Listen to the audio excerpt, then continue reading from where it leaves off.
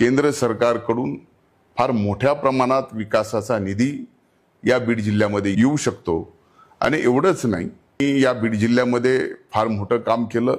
आपण पाहताय की बीड जिल्ह्यामध्ये रस्त्याचं ज्या पद्धतीनं जाळं या ठिकाणी केंद्र सरकारच्या मदतीतून या बीड जिल्ह्यामध्ये झालं, त्यामुळे या बीड जिल्ह्याचा रस्त्याचा फार मोठा विकास होऊ शकला। बीड जिल्ह्याच्या विकासासाठी, बीड जिल्ह्याला विकासामध्ये या देशात, या राज्यातल्या पहिल्या 10 जिल्ह्यामध्ये येणाऱ्या 5 वर्षात पोहोचवण्यासाठी आपण या ठिकाणी निवडून द्यावं, ही कळकळीची विनंती मी या ठिकाणी बीड जिल्ह्यातील मायबाप जनतेला करतो। लोकांच्या भावनेशी जोडलेल्या प्रत्येक प्रश्नाला न्याय द्यायचं काम पंकजाताईंच्या माध्यमातून झालेलं आहे।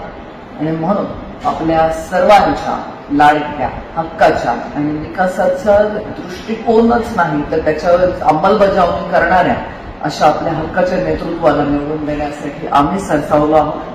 तुम्ही सुद्धा पुढे येऊन आपलं मतदान रूपी आशीर्वाद पंकजाताईंच्या पाठीशी उभे करा। जातीपातीचं किंवा पक्षाचं राजकारण न करता फक्त विकासाचं काम करणाऱ्या एक नेत्या म्हणून आम्ही सर्वजण त्यांना जवळून ओळखतो।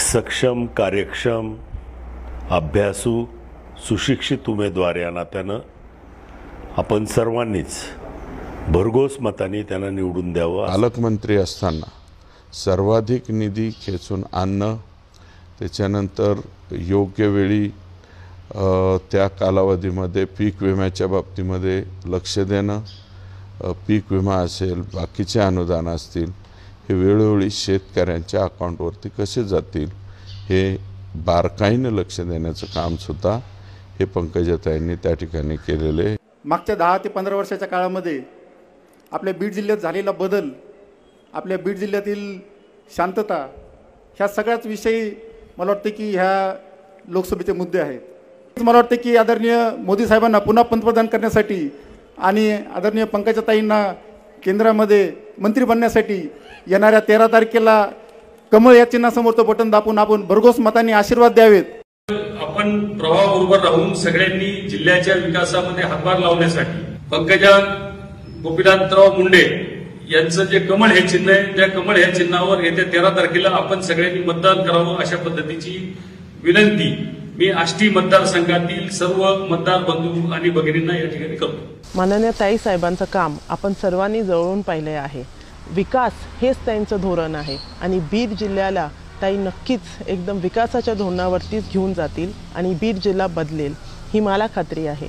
म्हणून मी आपल्या सर्वांना आवाहन करते की येणाऱ्या 13 मेला आपण आपला मतदान रूपी आशीर्वाद कमळ या चिन्हाच्या समोरचं बटन दाबून माननीय पंकजाताई साहेब यांनाच द्यावा, ही मी आपल्या सर्वांना विनंती करते। पंकजाताई ह्या राष्ट्रीय पातळीवर भारतीय जनता पक्षामध्ये काम करतात।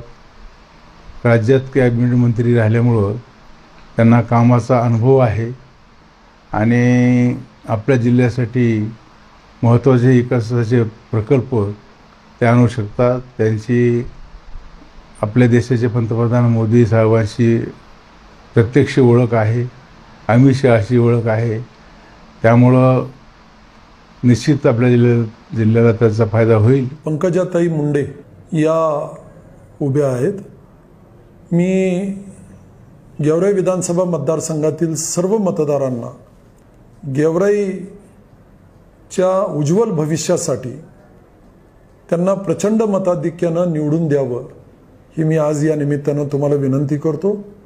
माझा विश्वास आहे की उद्या केंद्रात गेवराई विधानसभा मतदारसंघ जो दुष्काळी मतदारसंघ म्हणून ज्याच्याकडे पाहिलं जातं, त्या मतदारसंघाला न्याय देण्यासाठी ते निश्चितरित्या काम करतील, अशा प्रकारचा विश्वास मला वाटतो।